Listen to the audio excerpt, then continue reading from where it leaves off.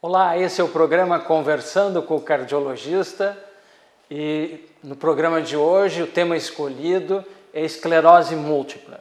Estamos trazendo para conversar conosco o Dr. Juarez da Silva Lopes, que é neurologista bastante conhecido em Santa Maria, na região central do estado, com uma larga experiência, não só em esclerose múltipla, mas como em neurologia.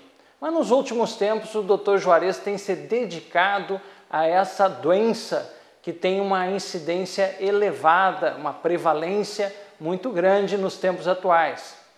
E nós resolvemos trazer esse assunto à baila aqui no Conversando com o Cardiologista, porque temos deparado com esses pacientes no nosso consultório de cardiologia, dentro da clínica médica, dentro dos diagnósticos diferenciais. Então, Dr. Juarez, para os nossos ouvintes entenderem o que se trata a esclerose múltipla.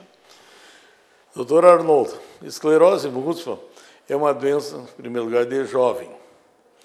É jovem e até a meia-idade no máximo. O idoso não tem esclerose múltipla. Então vamos tirar aquela ideia que nós temos que esclerose múltipla, ou esclerose, que é do idoso, são duas doenças totalmente diferentes. Não tem nenhuma relação uma com a outra.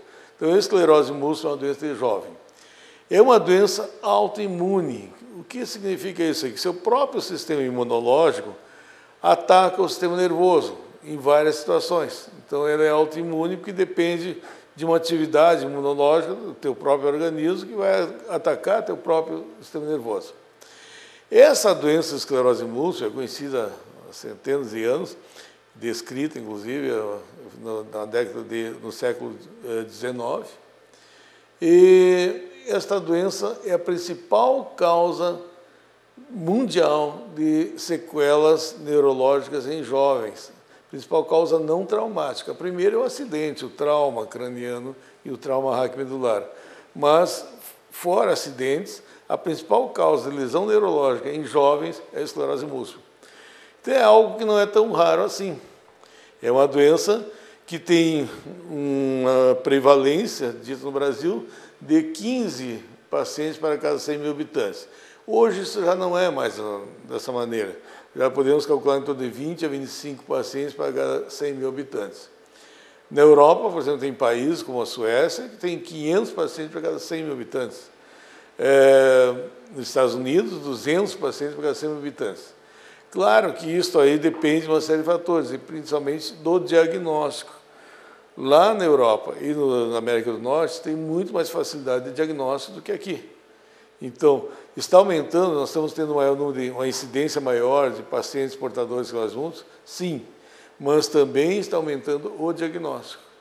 Talvez se nós tivéssemos um sistema de saúde do nível dos Estados Unidos e da Europa, nós também teríamos essa relação. Eu diria que estaríamos próximos dessa relação. Por quê? Porque a esclerose múltipla é uma doença característica de climas frios. Então, principalmente norte da Europa, norte dos Estados Unidos e Canadá. No sul, nós temos climas frios. Então, por exemplo, na América do Sul, Argentina e Chile, onde a incidência é maior que aqui no Brasil. E qual é o estado do Brasil que tem o clima mais frio? O Rio Grande do Sul.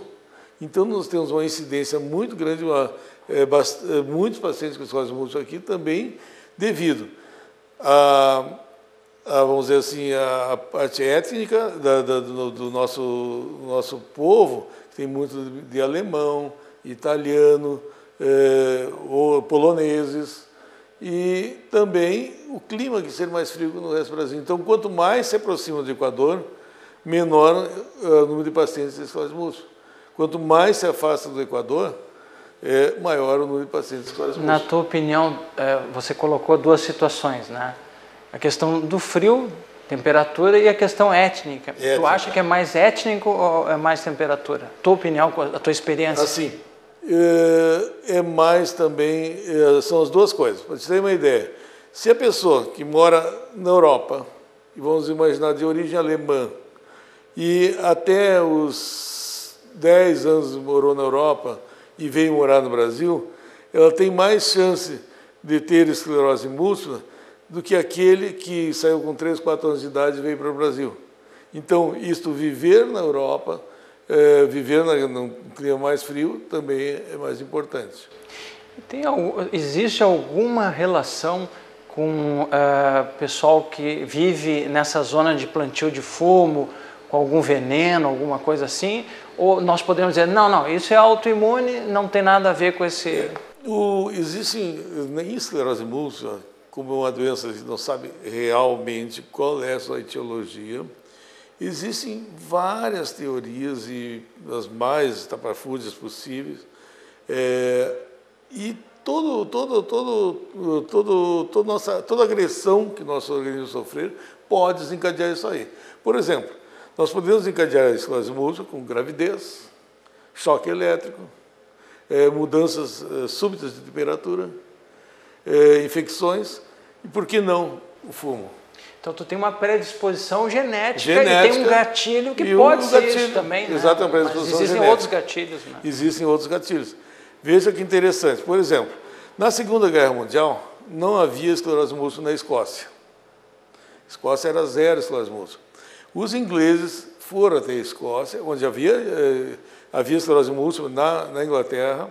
Os ingleses foram até a Escócia e criaram fortificações ao longo da costa escocesa para se proteger da invasão alemã. O que aconteceu? Hoje a Escócia tem esclerose múltipla e o maior número de pacientes com esclerose múltipla é onde estavam localizadas aquelas fortificações inglesas.